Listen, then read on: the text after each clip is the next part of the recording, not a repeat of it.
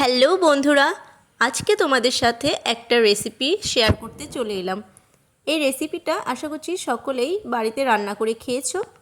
এখন যেহেতু এঁচোড়ের সিজন, তাই আজকে আমি রান্না করছি এঁচোড় চিংড়ি। সেই জন্যই প্রথমে এঁচোড় আর আলুগুলোকে ছোট করে কেটে নিয়ে ভালোভাবে নুন হলুদ মিশিয়ে ভেজে নিয়েছিলাম।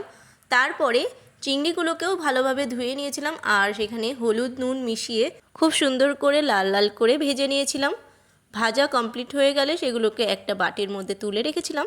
তারপর কড়াইতে আবারও তেল দিয়ে দিয়েছিলাম। তেলটা গরম হয়ে গেলে সেখানে জিরে আর একটা শুকনো লঙ্কা ফোড়নে দিয়ে দিয়েছিলাম। তারপরে একটা টমেটোর কুচি দিয়ে ভালোভাবে নেড়ে নিয়েছিলাম। এগুলো ঠিকমতো ভাজা হয়ে গেলে এখানে সমস্ত বেটে রাখা মশলাগুলো দিয়ে ভালোভাবে কষিয়ে নিয়েছিলাম।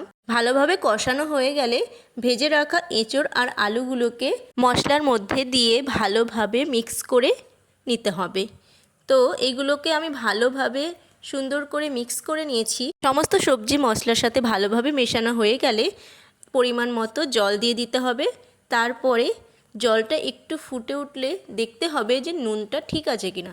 নুনের পরিমাণ ঠিক থাকলে ভেজে রাখা চিংড়ি মাছগুলো সেখানে দিয়ে দিতে হবে। এরপর তরকারিটা ভালোভাবে ফুটে উঠলে গরম মশলা দিয়ে তরকারিটা নামিয়ে নিতে হবে। তো আমাদের এঁচোড় চিংড়িটা রেডি হয়ে গেছে। দেখো এর ফাইনাল লুকটা কেমন লাগছে। আমার এই সিম্পল রেসিপিগুলো যদি তোমাদের ভালো লাগে অবশ্যই আমার চ্যানেলটাকে সাবস্ক্রাইব করে দিও। তো আজকের মতো টাটা।